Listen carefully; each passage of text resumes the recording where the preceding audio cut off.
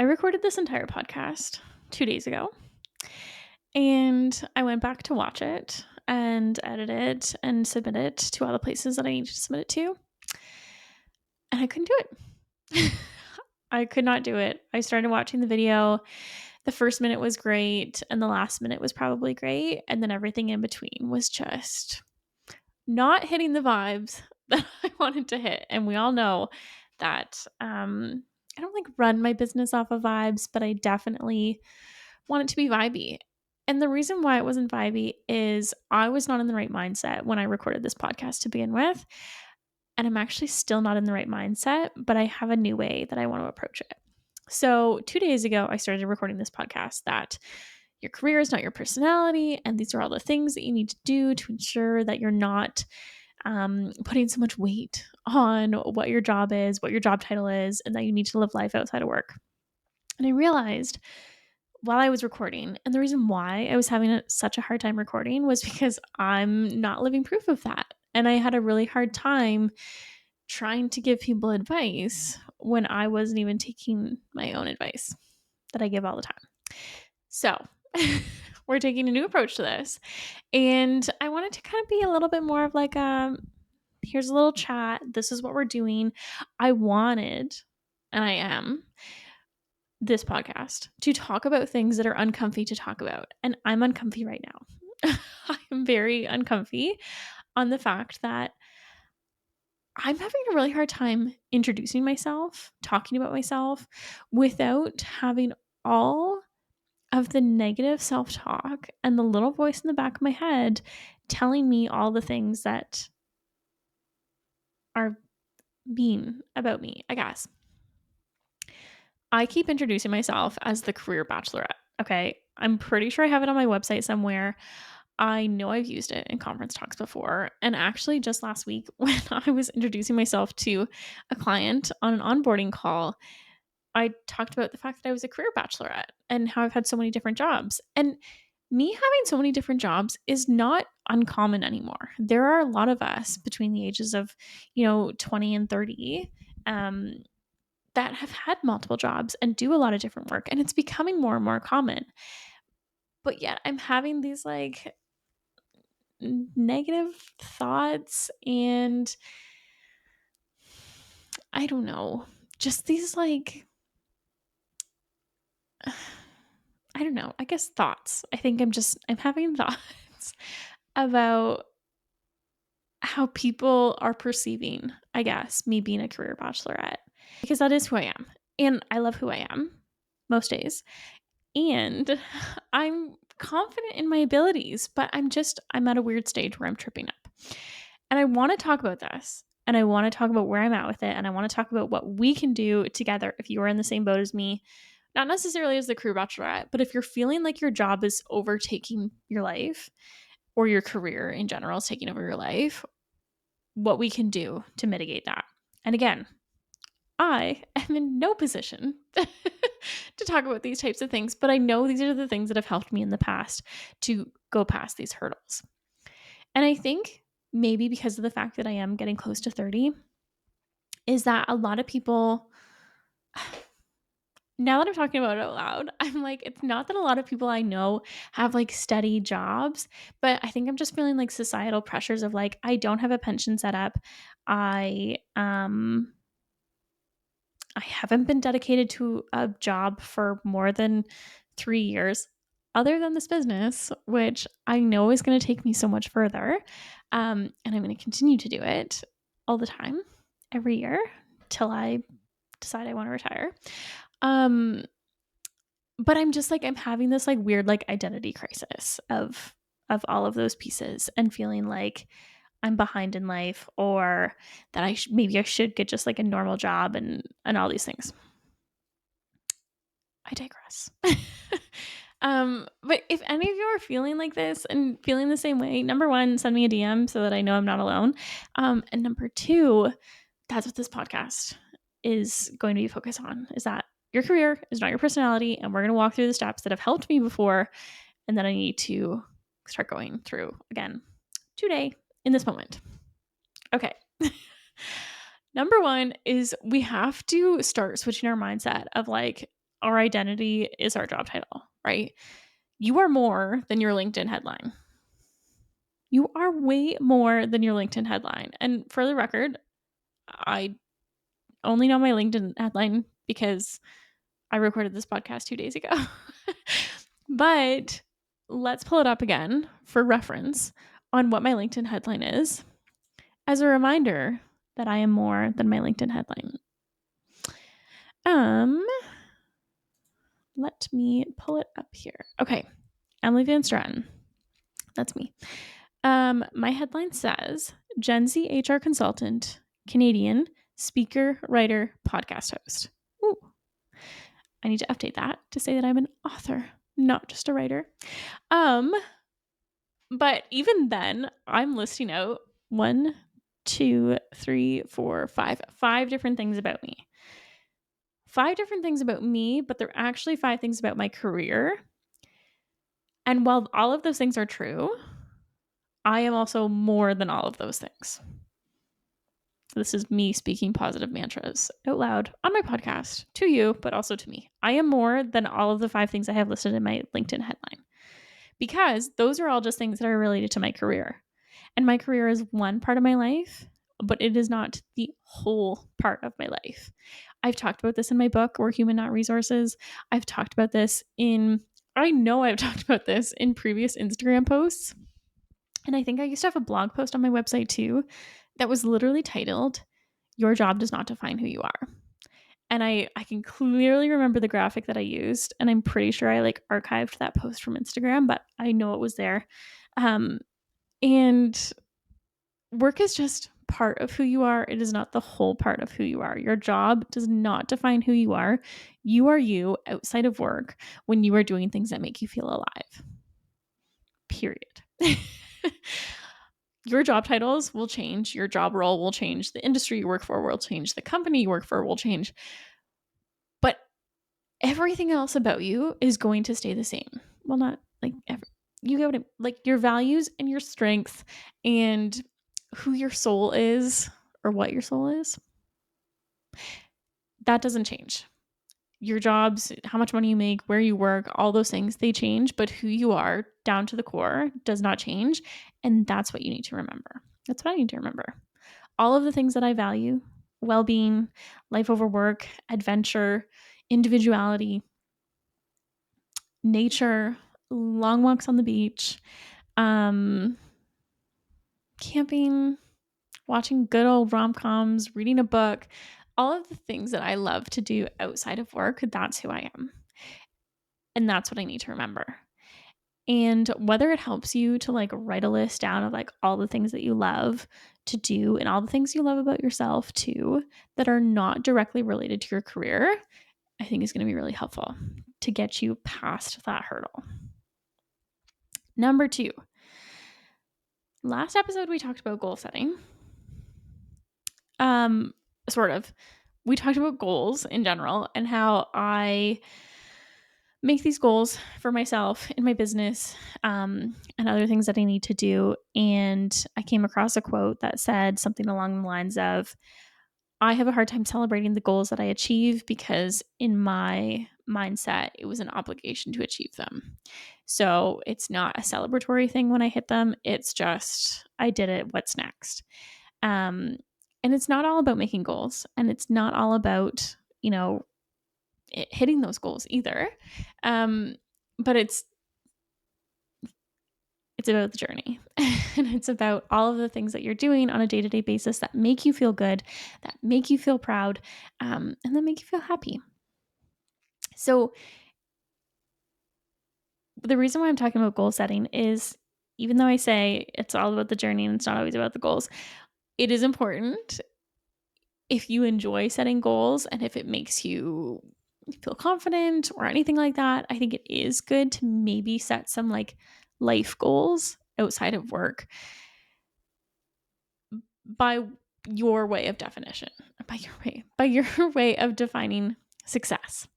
So I think my first or second episode of season 3 of Your Gen Z Coworker talked all about defining success beyond career achievements. So it's not just about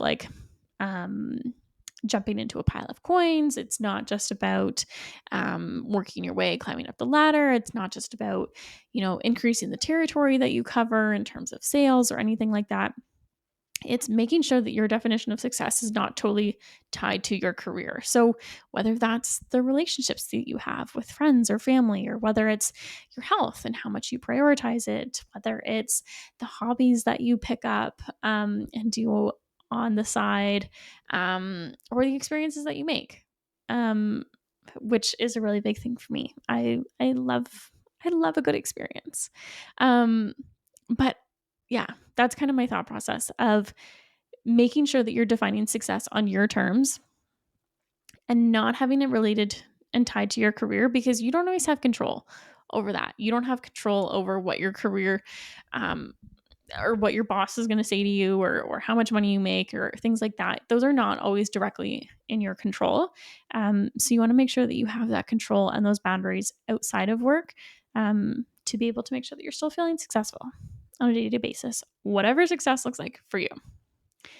One of the things that I think I used to ask myself, and I think I put in that blog post of your job doesn't define who you are, is if your job disappeared tomorrow, A, how would you introduce yourself? And B, what would still matter to you?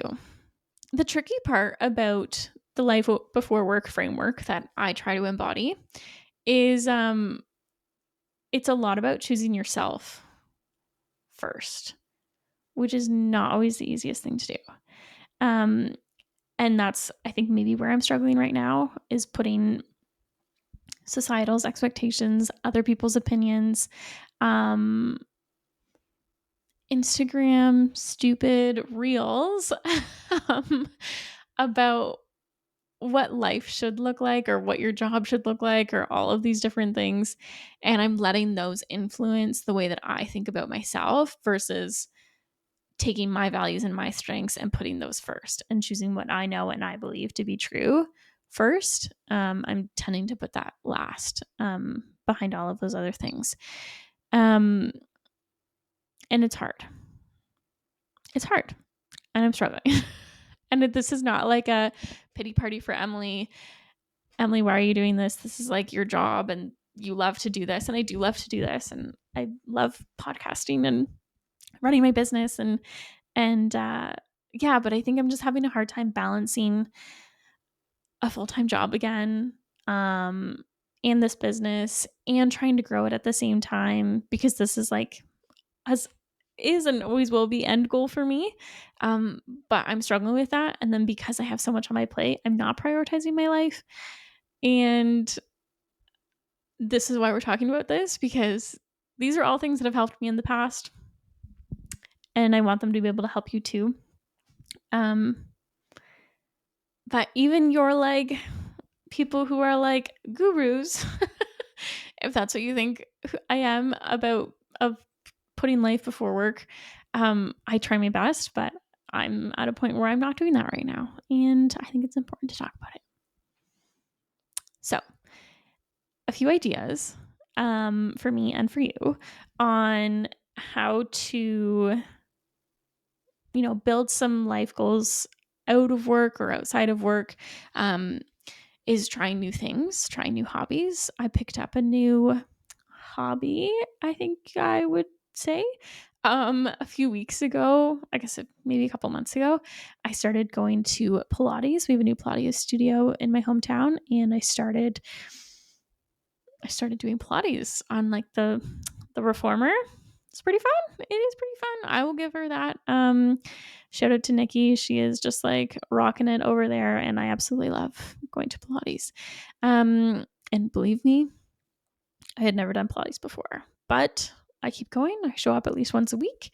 And even though I showed up pretty poorly the first few times, I keep going back. So that's a new hobby of mine. Maybe setting some like non-work related goals will help, like we talked about, whether it's related to like your health or travel, financial, creative. Just maybe prioritizing some things that you weren't prioritizing before. And just really protect time for relationships. I kind of set like a little mini goal for my fiance and I of like once a week, just making sure we have like 30 minutes of uninterrupted time doing something together, which sounds like it should not be a problem. But, it's not having dinner together. It's not, you know, I don't know. What else do we do? We have a very busy schedule. My fiance is in school right now, and also working, and I have a full time job, and I'm also doing my business. And then there's all the other life things in between, and things get busy. But I wanted to kind of dedicate 30 minutes, me and you time, whether we're going for a walk somewhere or just spending time talking to each other. I think it's really important to have those relationship pieces um, together. And I guess the third piece that kind of ties into this is reframing where we've been and where we're going. I've had a lot of career pivots, I guess you would call them. Some people, I don't know, might classify them as failure. Um, And I think maybe that's where a lot of my self-doubt is starting to creep in, of, what am I doing with my life? How come I've had so many jobs? Why can't I just like stick to one job? Um, but I have to remind myself, and this is how I've always looked at my career, is I changed directions when I knew things no longer fit for me. And in like total Gen Z terms, the vibe was off. I was not vibing. There were no good vibes, no good aura. I was like, I can't do this. I need to change directions. And I'm one person, but I know there's a lot of us out there. And I just want to normalize the fact that you can change directions when things no longer fit. And I think it's good. I think pivoting in that type of scenario doesn't mean that you failed. I just view it as growth. I grew. Um, and I think it's really important to reframe those pieces. And I'm proud, I think. I'm proud of the fact that I knew when things were no longer fitting and I changed directions. And I think that's all you can do. And it's been a big transition since I was 15-year-old Emily as a cashier at Tim Hortons to being a self-published author and business owner at the age of 27. It's been a wild 12 years. But I wouldn't change it for the world. And I've loved every minute of it. I've had my challenges. I've had jobs where I truly knew I couldn't do it any longer. Shortest time at a job was like 3 weeks. And then longest time at a job minus my business was maybe 3 years. And that was Tim Hortons, which was my first job. But all of these things come full circle. And at the end of the day, it's just a job. It's just a job title. It's just your career. It's not who you are down to your core. You are a whole person first. And whatever you do in your job for work comes second. I love my business. I love being an author. I love being a podcast host. I love the fact that I've had so many careers that have provided me with all of the different transferable skills that I have, that I'm well-rounded and adaptable and all of those things. But I know that who I am to my core is not just those pieces. I'm a fiance. I am a daughter. I am a sister. I am an aunt. I am a triathlete. I am a bubbly person. I am a rookie Pilates girl. I'm a lot of things outside of work, um, and outside of my career, and I wanna make sure that I'm reframing the way that I'm thinking about that. And if it helps you, and I think this helped me in the past before, and I might have even asked ChatGPT for a little bit of help on my quarter life self-doubt crisis, is that your job, whatever you do for work, is there to support you. It's there to support you, support your lifestyle, um, support you outside of work, but it doesn't define you. Again, you are you outside of work when you are doing things that make you feel alive. Your job is there to support you, but it absolutely does not define you.